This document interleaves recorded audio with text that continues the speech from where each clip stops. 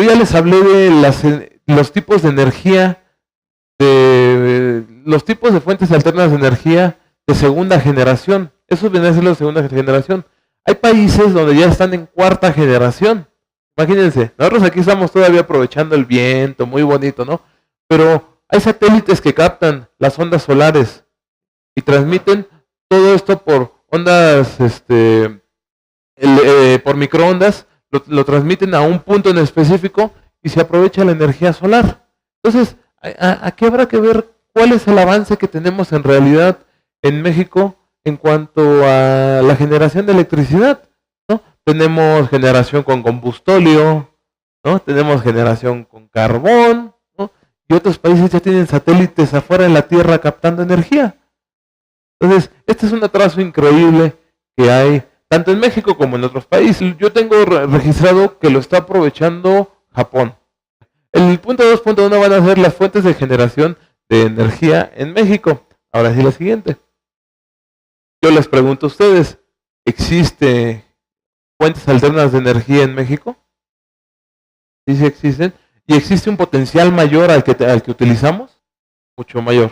Es enorme lo que se puede aprovechar, ¿sí? Si nosotros vemos la matriz energética, es lo que yo les comentaba, qué tanto se utiliza de qué tipo de fuente, ¿sí? La del 2010, pues tenemos petróleo, carbón y gas como los que más se utilizan. Pero de ahí vienen los biocombustibles, la energía nuclear y la hidroeléctrica. Tenemos otras opciones, pero ya son energías que no están tan bien cuantificadas, ¿sí? Pero fíjense, la hidroeléctrica se puede aprovechar mucho más. Tenemos más de 184 hidroeléctricas en el país, ¿no? Tenemos la nuclear, tenemos la Laguna Verde. Entonces, si nosotros vemos la capacidad instalada de generación de energía eléctrica según las fuentes renovables, pues aquí ya lo vemos separado. La hidráulica tiene el 81% de ese aprovechamiento. La eólica tiene el 8.5%, la geotermia el 6.7%, la biomasa el 3.8% y aquí no meto la nuclear, ¿sí? No la pongo porque, como yo les comento, después de Fukushima, la sacan de estos valores. En el caso de la geotermia, pues tenemos la faja volcánica que atraviesa todo el centro del país. Tenemos toda la parte de Baja California que tiene actividad volcánica. Entonces, se puede aprovechar todavía mucho más. Estas son las entidades federativas con capacidad de generación de fuentes alternas de energía. Entonces, ustedes me pueden decir si no hay, ¿no? Sí existen, sí existen, sí las hay. Las vamos a ver separadas. La siguiente, por favor. Aquí en verde podemos ver todas las zonas donde se aprovechan los biocombustibles. En la gotita verde. En el arbolito verde, todas las zonas que se aprovechan con biomasa. Realmente la gran parte del sur la utiliza. Podemos ver el biogás, el hidrógeno. Uno de los puntos que no fue correcto es que en el sexenio pasado se abrió una planta de biocombustibles en Chiapas, ¿sí? La Comisión de Bioenergéticos la inauguraron, llevaron a los medios, muy bonito, México a la vanguardia del biocombustible, y al mes la cerraron. En el caso del petróleo, los proyectos pueden durar de 12 a 20 años. Entonces, por obvias razones, tiene que trascender sexenios, lo cual, pues es una problemática. Aquí tenemos lo de la geotermia, lo que yo les comentaba. Todo lo que está en rojo es el área de potencial de geotermia que hay en México, junto con la parte de Baja California. Tenemos los húmeros, los azufres, las Tres Vírgenes y Cerro Prieto. Cerritos Colorados está en stand-by, porque a alguien se le ocurrió ponerlo en una reserva natural. Entonces, pues obviamente cuando iba a empezar a trabajar, pues la pararon. Una parte de aprovechar una fuente alterna de la finalidad de una fuente alterna de energía, pues también tienes que ser amigable con el medio ambiente, ¿no? No puedes irlo a poner en 4 ciénagas, ¿no? No lo puedes hacer ahí porque vas a dañar el medio ambiente. Entonces, Cerritos Colorados está detenido, pero pues el potencial ahí está. La siguiente, por favor. Y bueno, yo les comentaba que estas son las hidroeléctricas. Chicoacén en Chiapas es la que más produce. Se está planeando poner otra muy cercana a esta, pero tenemos más de 184 hidroeléctricas en el país. es una suma muy importante, ¿sí? Para Chicoacén, ellos estaban planeando la nueva presa y descubrieron que en la parte de abajo del río eficientaban más generación de electricidad, el suelo era mucho más aprovechable, era más duro, ¿no? Como pasa agua, pues tienes que buscar una zona donde no se mueva.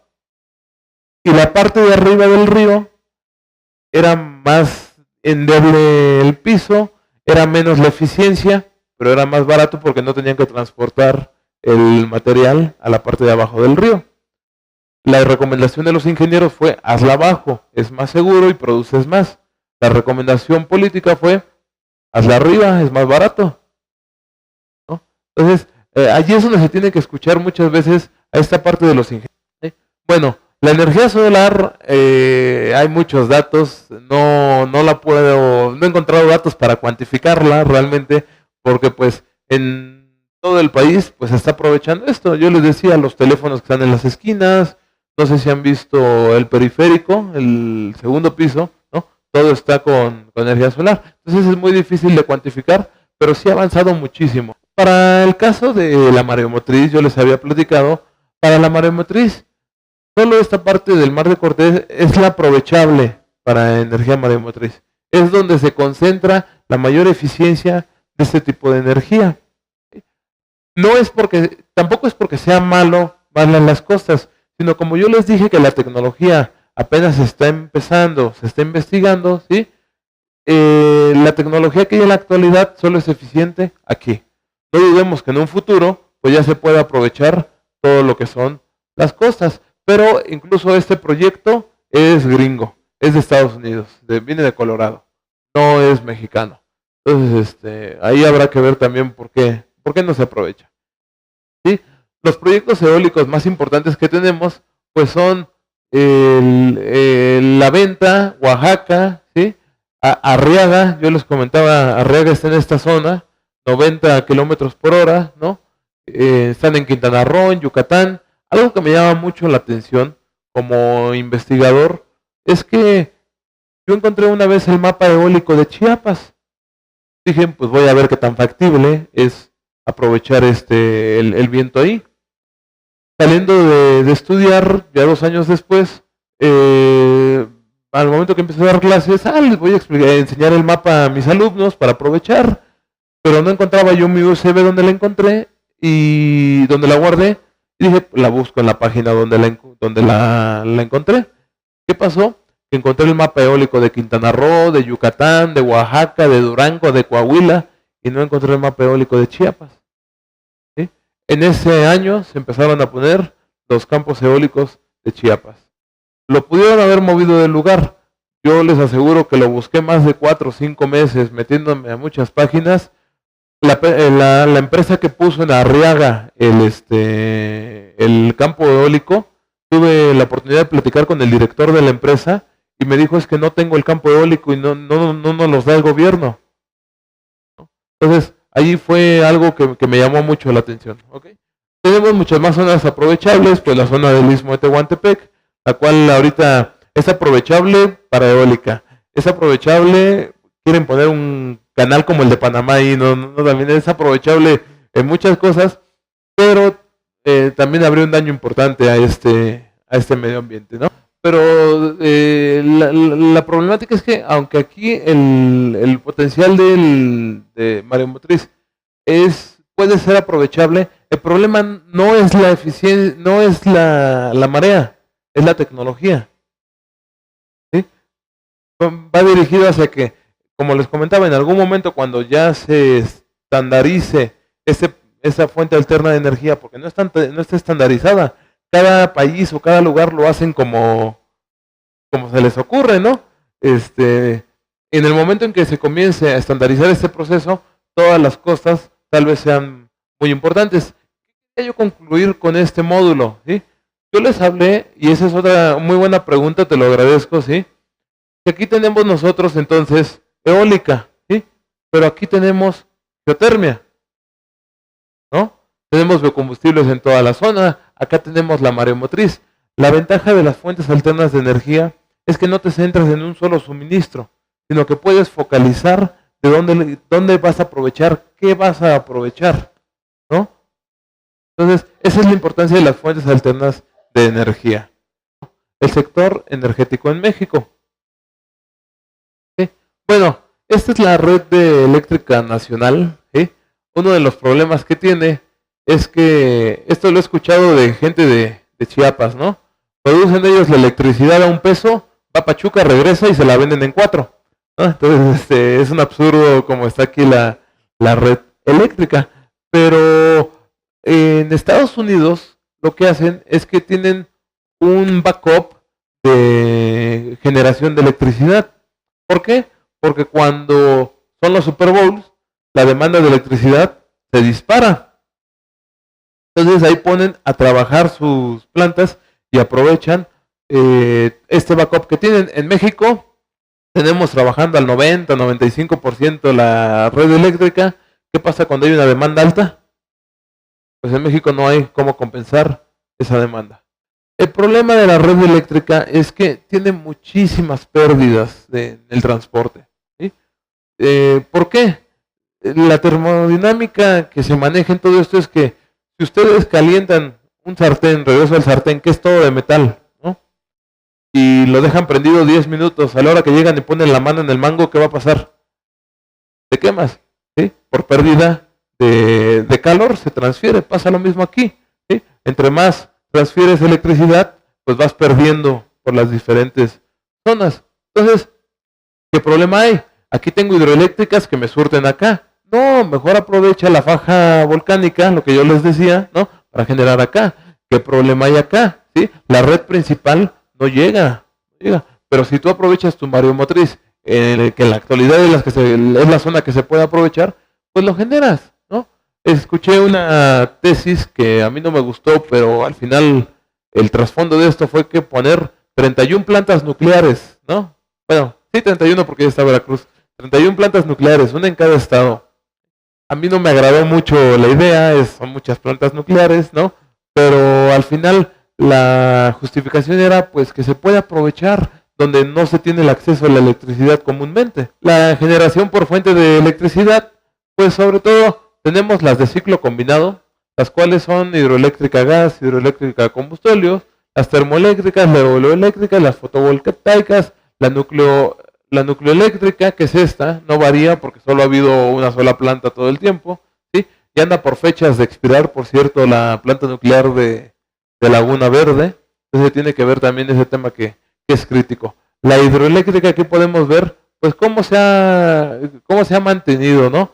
Pero el potencial, repito, al final vamos a verlo, podría ser el triple, aprovechado 3 veces más.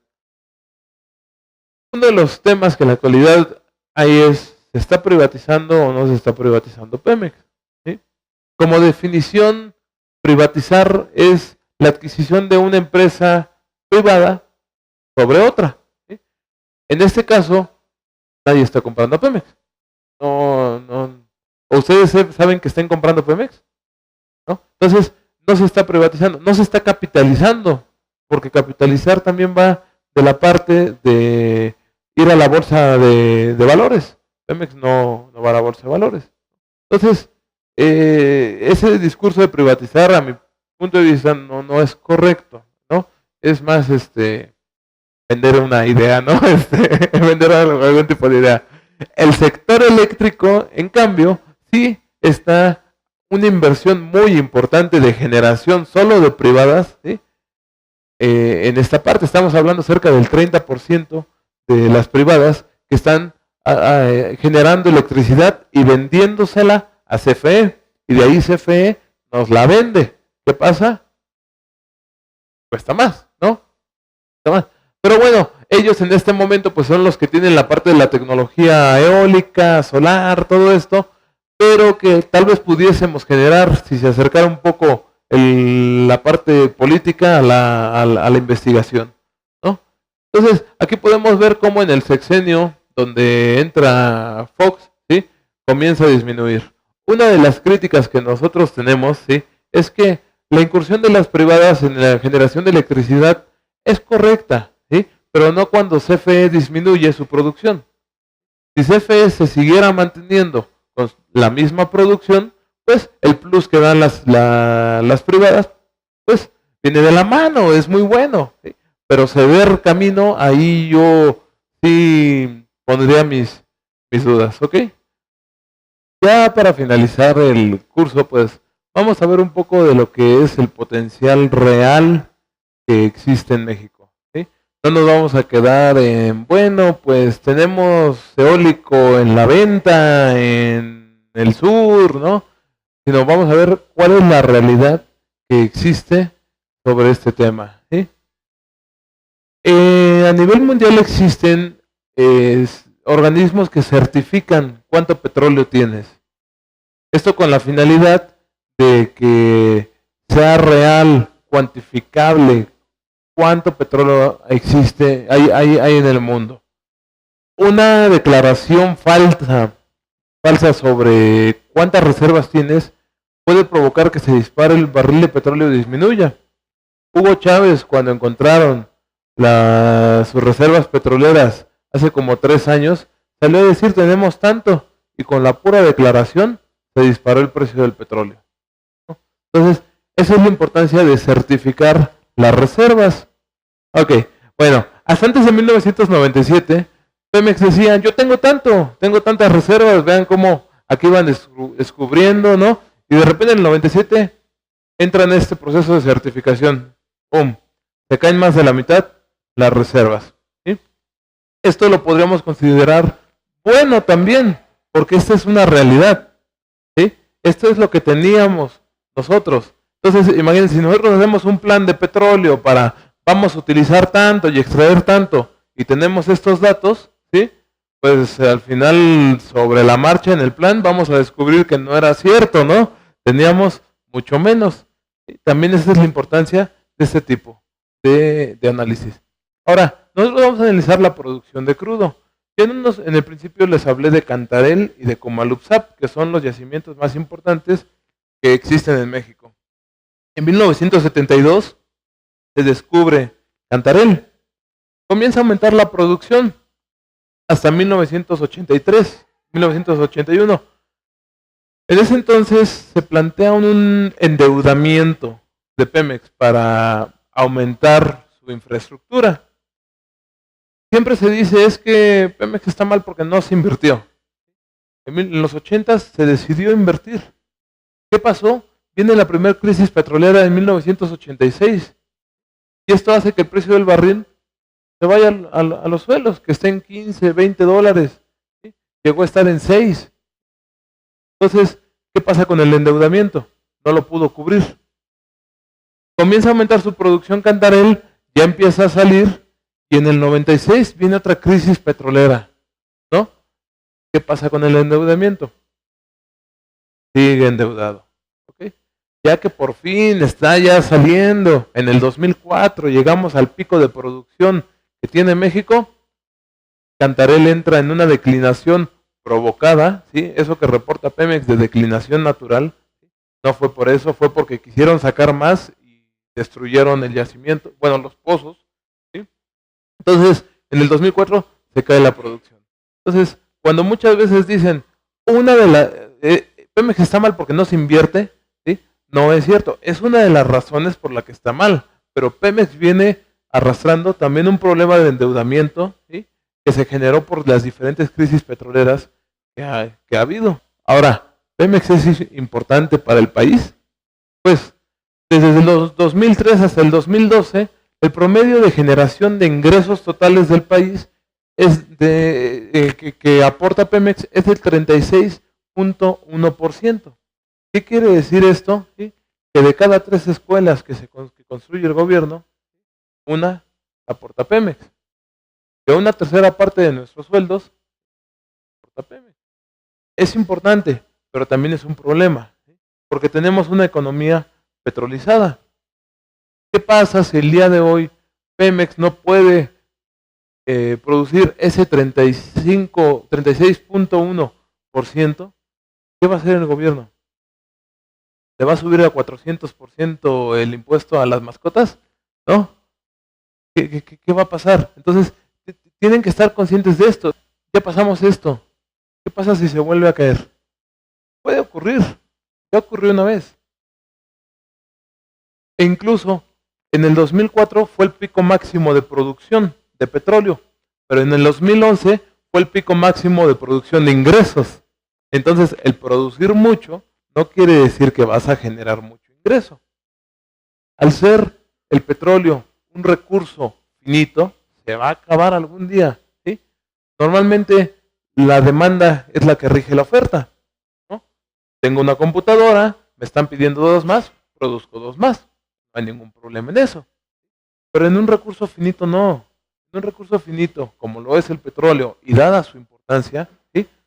La oferta es la que debe de regir a la demanda.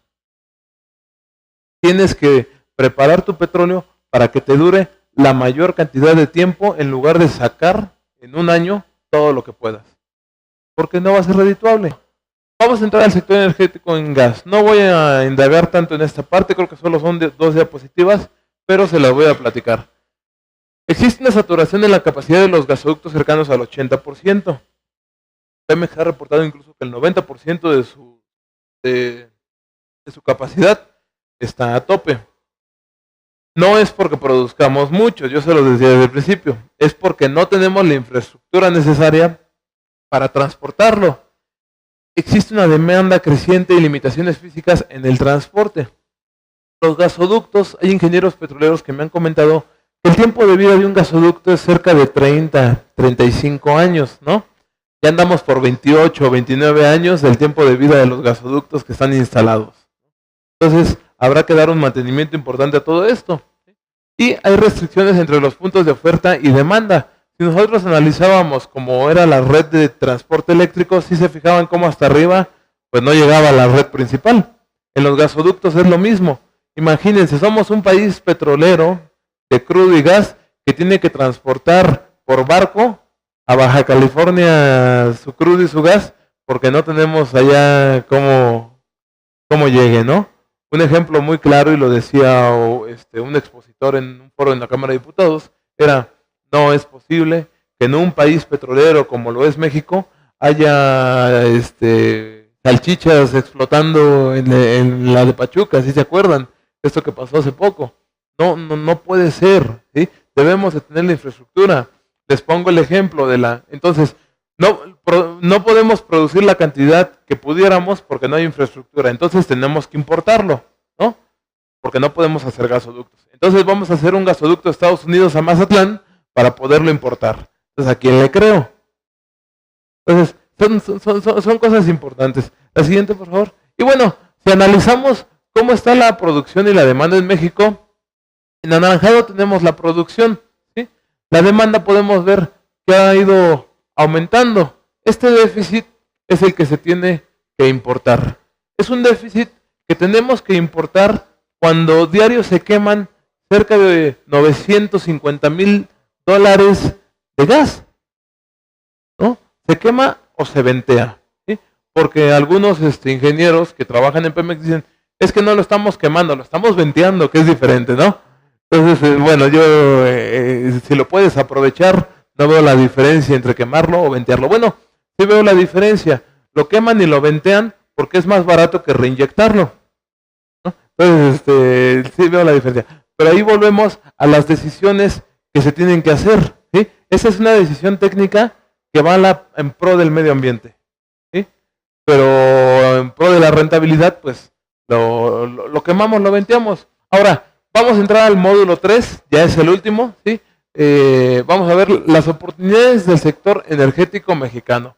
Muchas veces nos dicen: no, es que pues no tienen que venir los privados porque se requiere, ¿no? Sí tienen que venir a ayudarnos en ciertas cosas, eso es un hecho. Hay tecnología que no tenemos. Pero en el caso de Pemex es, con excepción de Chicontepec y el gas shale, Pemex es experto en zonas terrestres. Pemex es experto en aguas someras. En aguas profundas, Pemex sí requiere de adquirir una tecnología o rentarla, ¿sí? Parte de la problemática que tiene Pemex es que la renta de una plataforma está entre $500,000 diarios a $950,000 diarios, la que cuesta ahorita más, ¿no? Pueden decir: es mucho, pero para Pemex no lo es tanto, ¿no? Cantarell llegó a producir por día 116 mil millones de dólares. Entonces realmente la renta de 750 mil dólares no es nada, ¿sí? Pero si lo vemos en quema o venteo, ¿no?, de gas, es la renta de una plataforma también. Se puede aprovechar ese recurso de otra forma. Entonces, en cuanto al consumo de combustible en el sector doméstico, pues podemos ver que en la parte norte se usa gas. Es donde están más industrializados, donde hay más inversión de este tipo de mayor calidad de vida. Y en el sur, ¿sí?, tenemos leña. Usan leña.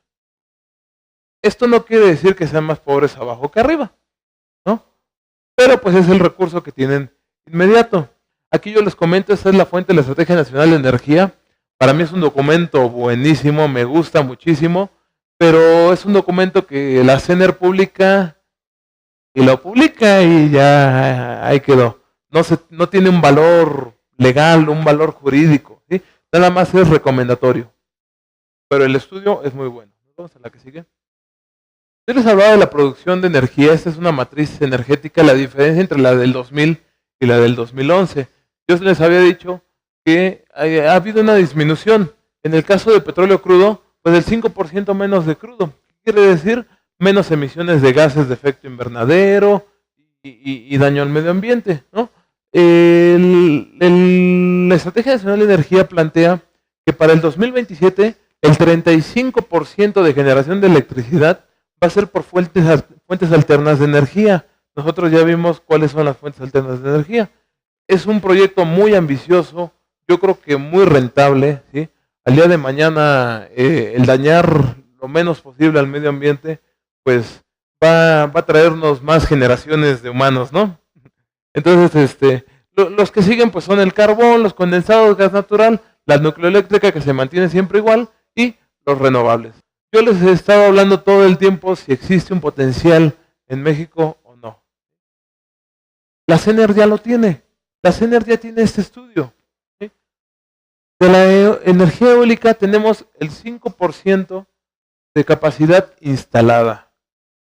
Se podría aumentar un 95% más. De la geotermia, yo les platicaba, ¿sí?, tenemos el 10%. ¿Cuánto se puede producir? ¿Sí?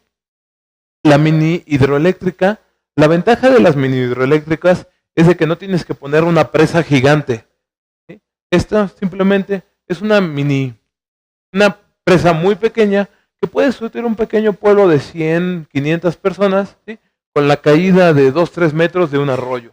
Entonces, este es muy importante.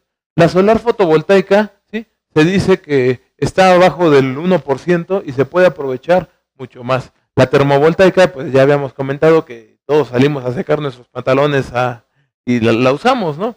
Y la biomasa, ya está el estudio, ya hizo la CENER el estudio de cuál es el potencial por estado, ¿sí?, de utilización de biomasa.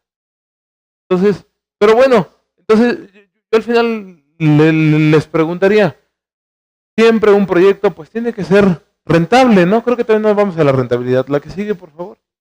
Entonces, estos son los 3 escenarios que nos plantea ideales la CENER, ¿no?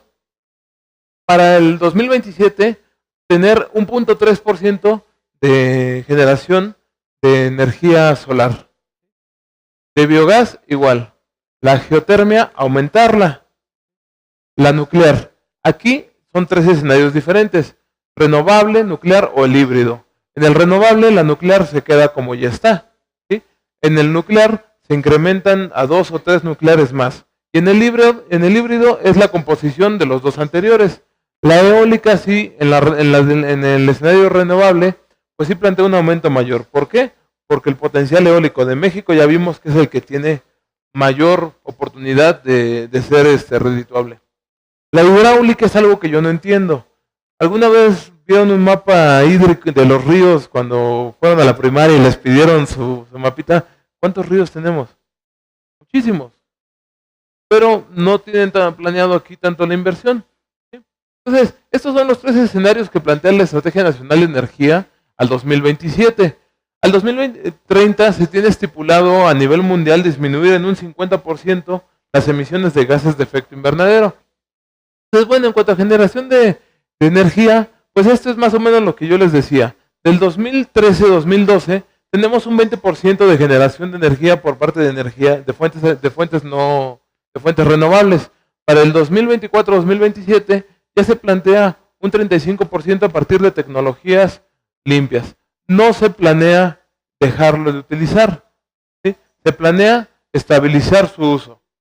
No seguir explotando este recurso que al final es dañino para el medio ambiente, ¿no? Ya vimos que también tiene intereses bélicos.